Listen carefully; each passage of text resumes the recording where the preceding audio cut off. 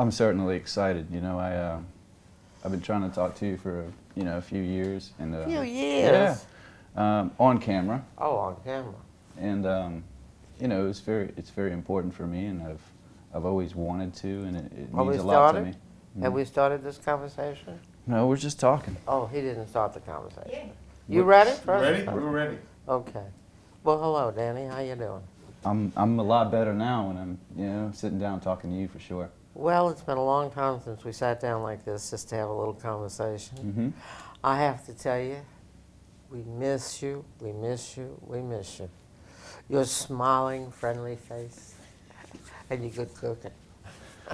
I have to say to you, though, that I am so appreciative to the people of Houston, how they accept the crowd from New Orleans and treat us so wonderfully well when we have our little hurricanes.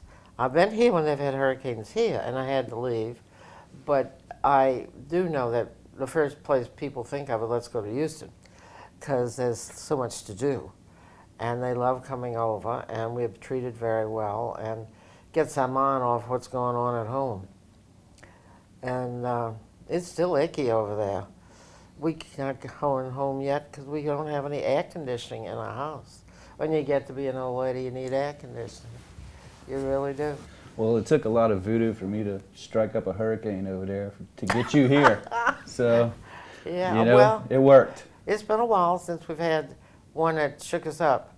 It just took us 7 years to recuperate from the last one, Right. Katrina, that really got us. And so it's nice to be here and to have enjoyed a few days in Houston. Excellent. Well, I have a lot of friends down there. That friends, family, and prayers and thoughts go out to them for sure. And they're always survivors, and I know that about them. Yeah, they are survivors, but it gets aggravating after a while. Mm-hmm. Soon you got it fixed up, then you got to start over again. Everybody's got to get out in the yard and start the gardens again. They get all beat up terribly, terribly. And so we're looking forward to our next few days here in Houston, and then we're going to go home and start all over again. Well, we got to cook dinner for you the other night. That was a privilege. When T's it was birthday. T's Good birthday. time. Would you believe that's her birthday's on August the 29th? Yeah. She was Katrina girl. And she said the other night she was going to change it to February the 29th, so it would be every 4 years. Leap year, we She's get in funny. there and she's just going to change it. She just wasn't going to get old. She's hilarious. Well, I think it's very wise not to get old. I definitely recommend that. You recommend that? I recommend that. What's the secret not to, huh? Well, the secret not to, good health. Uh-huh. Don't get fat. Mm-mm. That's a big problem. I know, you're always Don't on get me, I fat. know. Don't get fat. And enjoy life. Mm-hmm. Be less tense and enjoy life. So I've learned to do that. I'm not out and about next door as much as I used to be. Uh-huh. And I'm learning how to. T said I went home one night, I think I was 79 years old or something. She said she went home and she never came back. I forgot to tell them I was retiring. That's hilarious. That's hilarious. That's the way to do it, for sure. That is the way to do So it. I've learned to let the young people do their thing and stay out the hair as much as possible. And I have to say, the other night we went over to Commander's, that's my next door neighbor, when we went over to Brennan's for dinner. Number one, I was very excited that you took that executive chef's job. I know you didn't want to leave New Orleans. I know that. Or Florida, because I had a nice tan. Oh, you had a nice gig in nice Florida, tan and remember fishing, that? But I think that you can do that here if you want to. Yeah, Just got to plan a little more. Toying around. Takes you a know few that. more hours to get there. But we were so looking forward to being there, and everybody had such a good time, and the food was spectacular. It was absolutely spectacular. I had the green fried tomatoes with the crab meat, Mm-hmm. and then I had the bouillabaisse. Mm-hmm. Bouillabaisse is fun, light, good. Ooh. A lot of flavor. Ooh, that was a lot of dinner. And then out came that baked Alaska. Baked Alaska was fun. Yeah, that was fun. That was absolutely fun. I had not had that in years. Do you remember what you drank? We had a great Monterey. Uh-huh. And that's where I learned I really liked Chardonnay. When I was a kid drinking Monterey. You know, when we were kids, to learn about wines, we had to drink the best. Uh-huh. And we proceeded to do so. And it was fabulous. The wine was fabulous. And they had some red wine on the table, and somebody was drinking red wine, but I didn't go to it. It was a red Burgundy, but I stayed with the Montrachet. Good for with you. my bouillabaisse. Goes good with that bouillabaisse. We had a wonderful, wonderful meal, and it was a lot of fun. And the portrait, I was so excited. I was about ready to ask you about your portrait in there. What do you think about you that? You really know you're old when they hang a portrait of you. It was, I love the thought and all the effort that went into it. I understand my sister Dottie had something to do with that. They weren't hanging any portraits of her sister that she didn't approve of, okay? And so it was very interesting. And that dining room was lovely. Well, I have to go in there, you know, every so often, and, you know, that's how I get to see you. Oh, okay. You know? Okay. Step into the room, and there you are, watching over the room. Yeah. And you know what excited me a lot about the Russians the other night? We walked out into the bar, and I like to sit there and have a little lunch sometimes, you know? And when you sit there and you look and you see that patio, Gorgeous. that is a beautiful patio. I mean, it makes New Orleans have to sit up and take notice. That's feel like you're really in a gorgeous patio. It really is. We have a good time out there. I bought this big cast iron kettle, you know, like a jambalaya pot from Louisiana, and we go out there and we have parties. You know, we charge people like $20, $25 to come in to get a couple beers, and they, you know, I'll cook jambalaya or crawfish etouffee or shrimp creole. It's Sounds just like a a Mardi good Gras time. party. It's just a party. It's just a party, and people are nuts about it, and they love the patio. So you know, it's something to admire for sure. Yeah.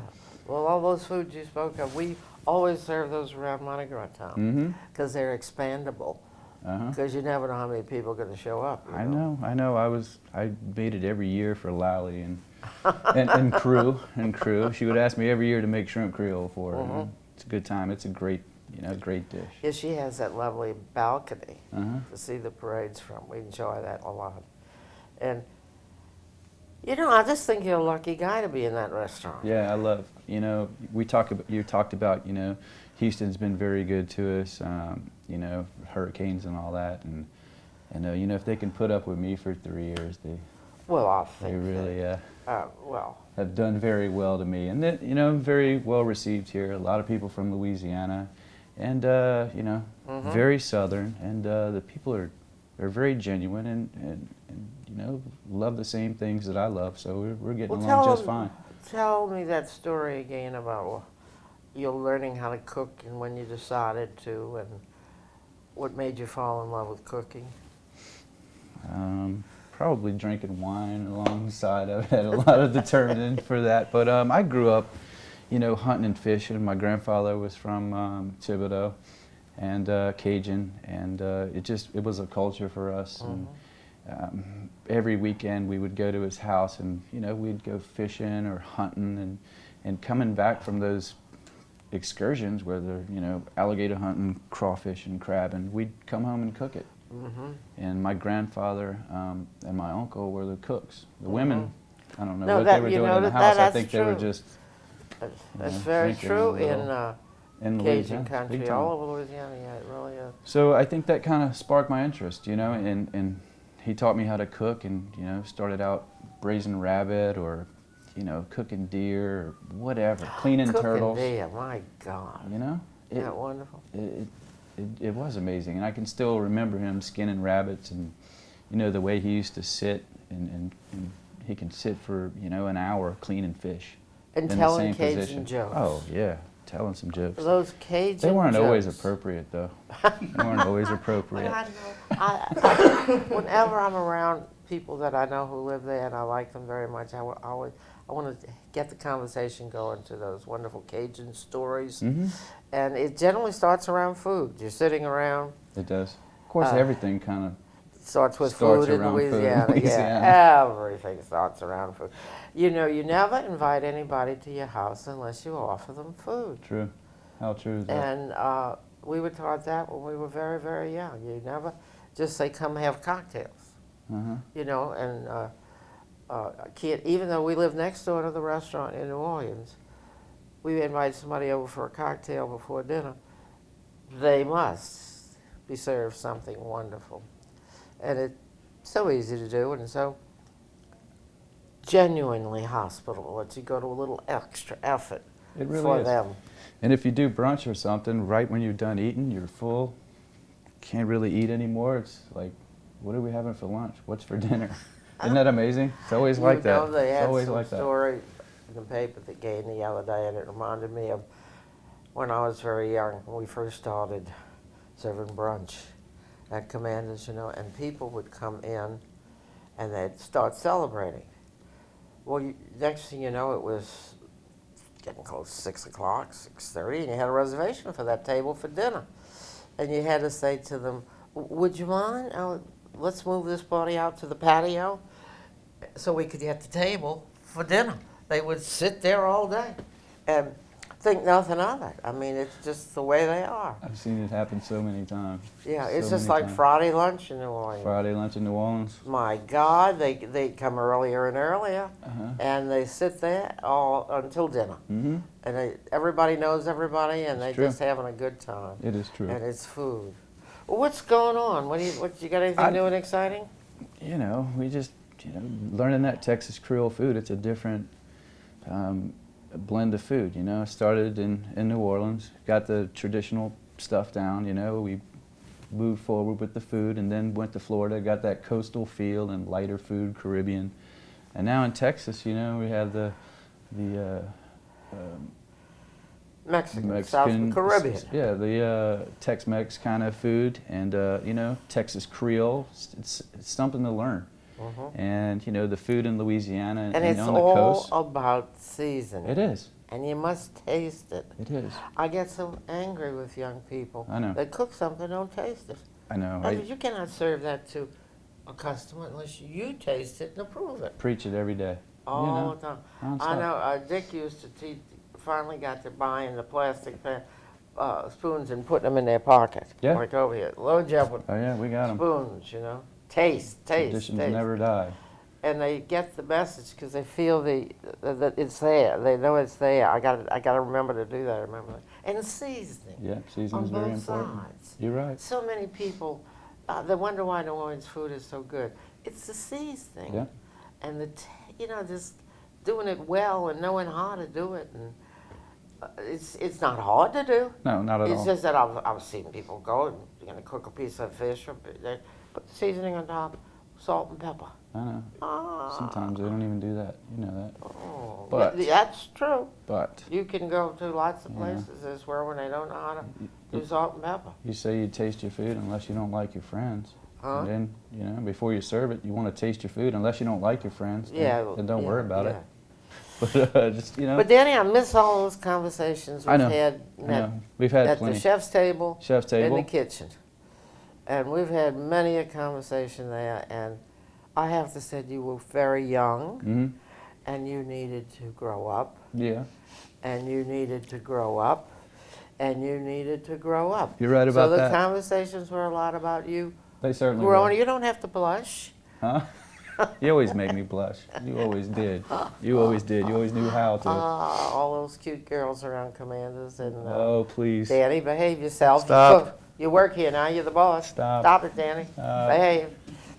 And Now you're going to get me in trouble. You said we were supposed to say nice things, nice things. well, I'll think of a few nice things. Let me think something nice about Danny. I got a question for you. I'm going to change the subject while we're just going to whoop, cut that one off. Cut.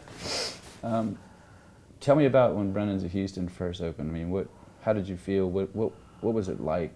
Well, the first thing I have to tell you about was there was this young man. He was from Houston, and he had gone to Tulane. And he kept talking to us about he was trying to put together this project of, and it consisted of a series of buildings around there that looked very much like New Orleans. You know, they were old brick buildings with arches and flagstones and all the things that make up our community. And so finally we came over and took a look, and we said, okay. This is it. We wanted to come to Houston. I love Houston. I've been coming to Houston before they had the Galleria. Boy, that's a popular spot. They didn't have Highway 59 out there. I got very familiar with that street that runs from one end of Houston to the other. Can't think of that. You hear your sister over there? Westheimer. Westheimer. Westheimer was the name of the street, and we rented an apartment naturally because we were spending so much time here. We had more than one apartment. We had a gang of Brennans over here, and the kids would walk through what they called the woods. I mean, the grass was up above their head, and you know, I mean, there just wasn't anything out there. Right. And so I've watched Houston grow from very, very early on, and I have to tell you, it amazes me. Huh? You know, if you come here, I always said when you got off that airplane, you could feel this town perking. It was going. And so we got this building, and we decided, well, okay, let's open a restaurant here. And Brennan's was the thing we knew how to do. We were still all very young. When was that, 67? That was a while ago, huh? What was that, like 2 years ago, right? You know how long I've been in the restaurant business? How long? 70 years. And still in it, look I'm at going to you. be 80. That was when I started hanging out around that restaurant. When I first started, 17, 18 years old. I wouldn't say you were like a... Now, nobody does anything for 70 years. I wouldn't say you were like a year over about 50. Well, Come on. but anyway, so we came over here, and we were really warmly greeted. Mm-hmm. Because there have been a lot of people from New Orleans that went back and forth to Houston. And a lot of New Orleans moved to Houston because of the oil industry, you know, and just became an unbelievable connection between the two cities. So it was kind of like, here come the Brennan girls. I don't know about that. But anyway, we really did have a great time because we did everything we could. What we really, really wanted to do was to open a restaurant that Houston would be very proud of. And Houston wanted to show anytime they had a visitor or a friend or they were celebrating, we wanted that kind of a restaurant, something to be very proud of. So we looked, and another thing, we came to Houston. Back then in '67, it was very hard to find waiters. Mm-hmm. We brought most of the cooks from Louisiana, and waiters were hard to come by. So I'll never forget, we brought a few in from Europe, and with a lot of help from our various congressman friends, because that wasn't considered a trade. Right. That was, you had people here that could do that. We said, we do, but we want to teach them. Right. So anyway, we finally got the restaurant opened, and we had some extraordinary people. Some of them are still there. Yeah. It's definitely. amazing That how amazing. young they were. And so it became my heart. I just loved that restaurant. I mean, it's huge accomplishments, Yeah. you know, for you and the family, and I mean, they're institutions, you know. I mean, I never realized what Brennan's of Houston was to Houston. You know, it was always commanders, commanders, commanders. There is no other restaurant. You know how we are. It's when you're a chef, and I didn't understand that Brennan's of Houston was the, you know, like Commanders is to New Orleans. Brennan's of Houston is to Houston, and now I get it. Now I see it. And people are proud of it. They want to show it off. I know y'all are because. Well, I am, and especially, you know, since the last hurricane mess, that was Ike, was it or something? I can't remember all those names, and they had to redo that restaurant from the top to bottom. They were closed for a year. Oh yeah. And I was afraid. I said, "Oh my God, what are they going to do? What are they going to do? Are they going to modernize it? Oh God, don't let them do that. Don't let them do that." So my sister Dottie got over here, and Yeah. I'll take care of that. Is that what you said? I got this. she and Lally, well, basically one of them or both of them here all the time, and they got that look that we wanted. That was old New Orleans look. We didn't necessarily want. We wanted to be a handsome restaurant that you'd be proud of. And getting that kitchen. I'll never forget, when we first opened, we built the kitchen, which we thought was a kitchen. And it was big enough, and not quite big enough, but okay. And after the hurricane hit, Alex expanded that kitchen, and Lucky me. gave you, yeah, you benefiting from all that, right? Instead of this, you got all that. I love it. And I think Alex has become a part of this community. Oh, big time. He really is a Houstonian, and he loves it.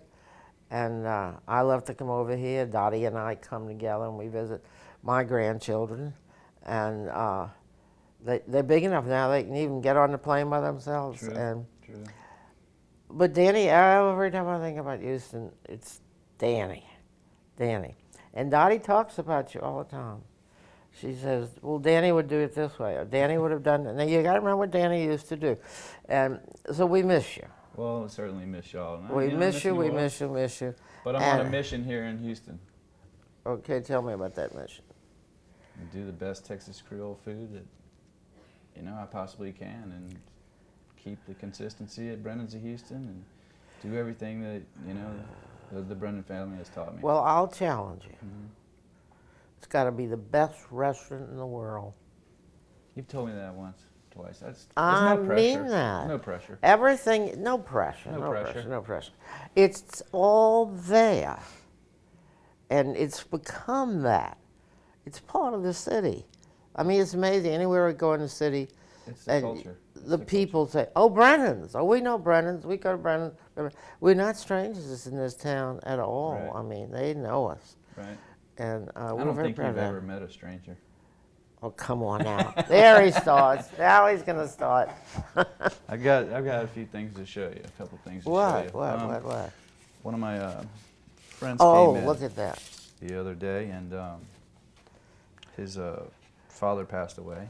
Look at this. And Look at this. Dottie, you see this? he gave these. Oh, Lordy. This is Antoine. Look at this. Do you remember that? I love flounder, the I love fish. flounder too. I love fish. And they're cooking it differently than this now. But it is so magnificently wonderful. I love flounder. Crab meat imperial. Cooking it differently, but it sure tastes wonderful. Crab imperial, huh? Crab meat. Remember, you know, crab meat imperial. Oh, Soft shell turtle stew. Do you still do that? soft shell turtles? No, you do the. We do the farm raised ones. You know, they don't Yeah. let us go out and get those Yeah. turtles like they used to way back when. Yeah. Endangered I'll never and- forget one day that turtle chasing Miss Jill all around the kitchen at Commanders. I know, I heard that story. Used It's to a true actually have story. Live turtles in there. Yeah. Huh? Pompano and Papillon. Wow. Oh, look at this. Pompano Pontchartrain. Oh, golly. So how? Oysters. It's coming up. It's coming know, soon. this I next can't month. wait. I'm craving I oysters. know you were. You I'm asked me that craving oysters. a couple nights ago. Yeah, oysters. A little too oysters. soon. A little too soon. Danny, you have to Xerox this and send it to me. I will. I know you want to keep it, but I would like. I'm gonna frame them. Look at the prices. I'm finally looking at the right-hand side of Don't the look at the menu. prices. Time marches on, huh? Time does march on, huh? Yeah. The dollar doesn't, though. No, unfortunately it doesn't. But I promise you, oh, lordy, look at this menu. What's your number? Chicken chicken marchand de vin. Yeah. Remember that marchand de vin sauce on the eggs? Who saw it? Oh, I yeah. love that. What's 3 dishes that you miss? The most? Okay, let's see. I miss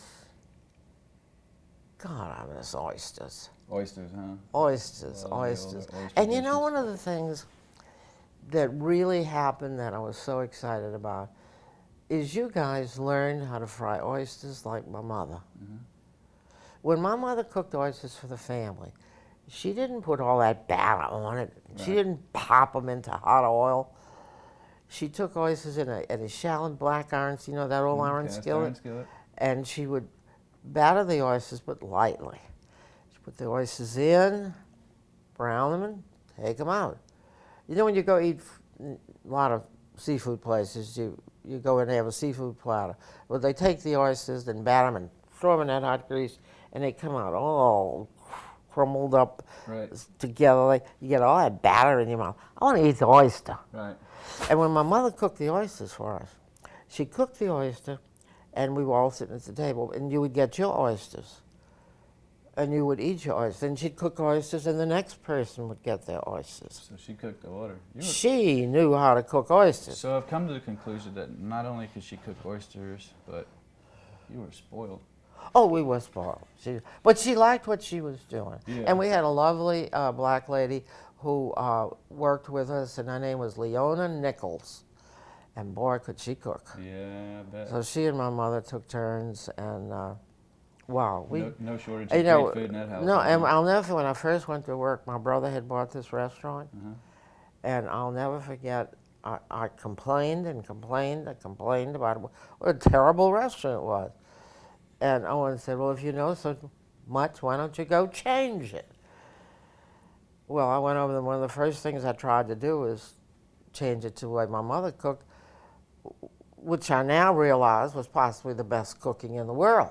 And I'm not talking about that in the sense of everyday cooking. That was not everyday cooking.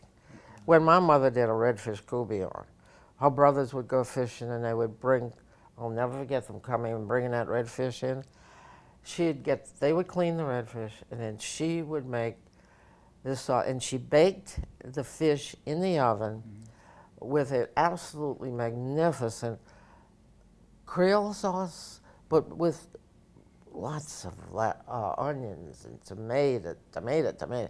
Really the whole tomato, you know. And You're making me hungry. well, but I I mean, love courtbouillon. you asked me what I miss. I know. Okay, I I'm know. telling you. Don't tempt me. I will. Well, from Tell your you mother's some more. cooking, you kind of changed I don't know, you definitely put a stamp on Oh yeah, this menu. Creole food. I have to be perfectly frank with you, this menu is Go ahead. sad. Sad. I figured you would say that. That's why I wanted you to see it. What I about mean, Bananas Foster? Tell me about the Bananas Foster story, and then I'm gonna leave you alone. Let me see what else you have. I have the look, Brennan's. Oh, this is the first restaurant. Mm-hmm. I hope it's before I had What? anything to do with the menu. Oh yeah. What's the deal with the address? Isn't the address 3300? Isn't Smith Street. 3300 in New Orleans is?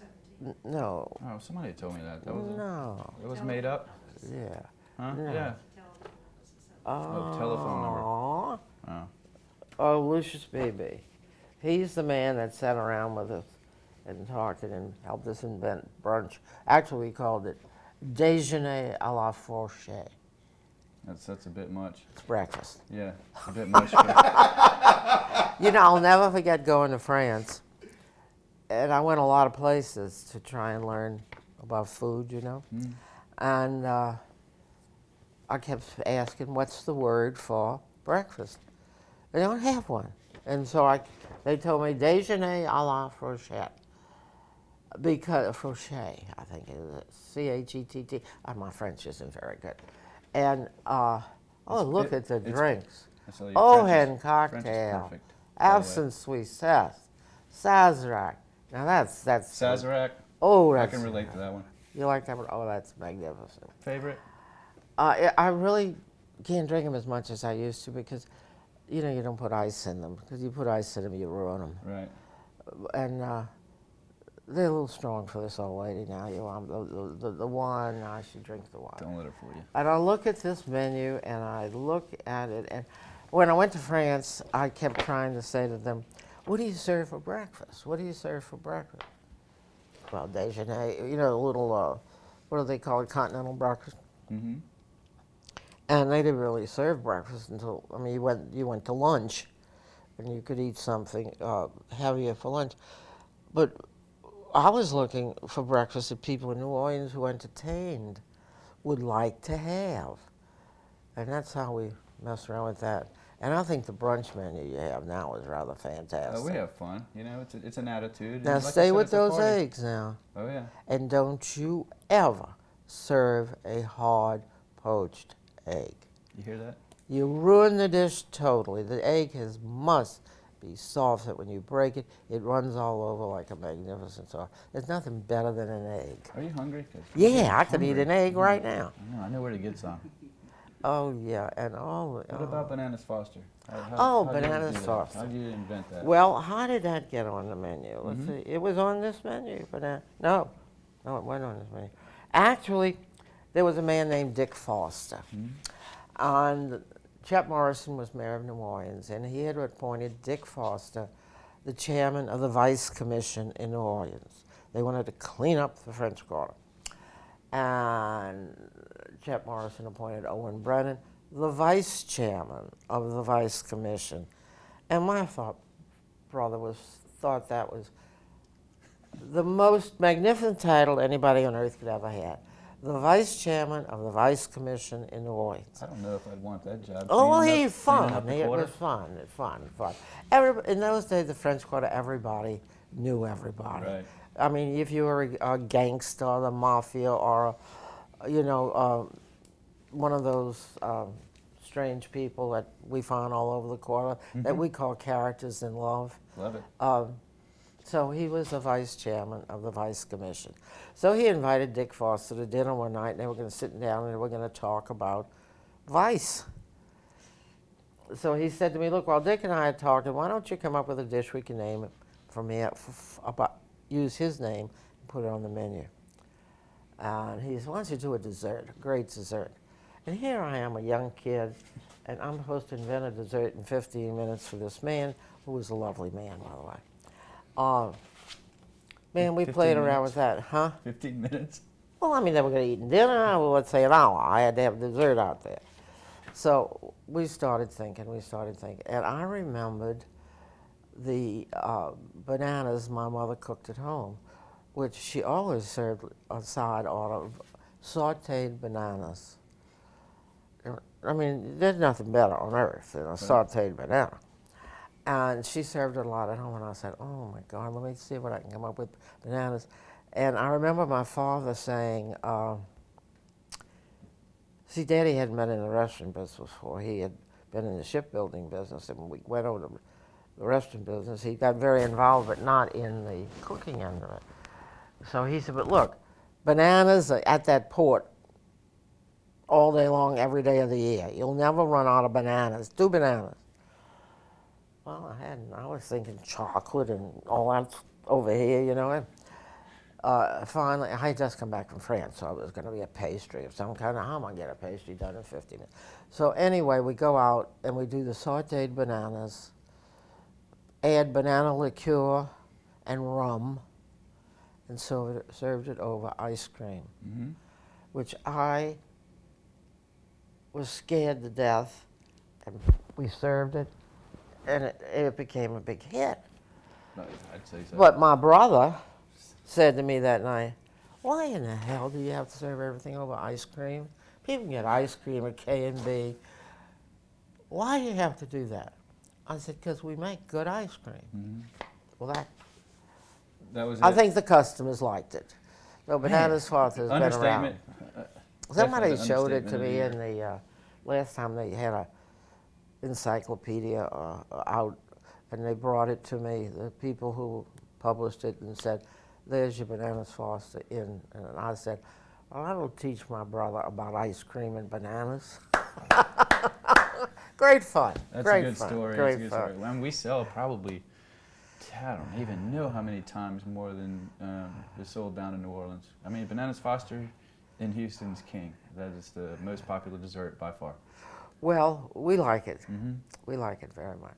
I'm going to bring back the baked Alaska, and we're going to see how. Huh? We're going to do the baked Alaska and see how that stacks up. Oh, We'll try to and bring it look, back. do the little dove. I'm going to I have to love the learn little how to pipe a dove. dove on a You baked just take Alaska. a little, you take your, what do you call it, your piping Bag, tube a or little the bottom, meringue. and just make a little dove. I'm going to do it. The chef has to come out and do it. I'm going to do it, and I'm going to do a great sautéed cast iron oyster dish, and I'm going to name it after you. Well, just call them oysters, and that's all. People are going to eat them. They don't have to have any names on them. If you have good oysters. But if I put oysters out, You know, but I mean, I would serve it as an appetizer, mm-hmm. and I wouldn't necessarily put just the seasoning that you're going to put in the batter. And so the oyster taste is really there. And the oysters are nice and flat. They're not all crumbled up, you know, like that. Get those oysters out there. I love oysters. well, I love you.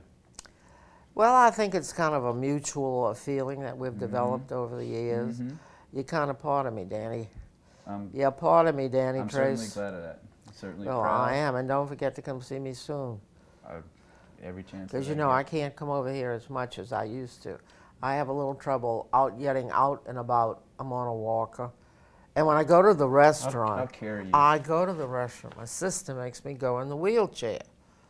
And I say, we live next door. Why can't I use the walker to walk over there? She said, because you're going to drink the wine, and I don't want you to fall. I've never fallen in my life, but she's petrified I'm going to fall. So what can you say? That's beautiful stuff right there. Love you, Beautiful. Danny. I love you. I really, certainly do. Thank you for.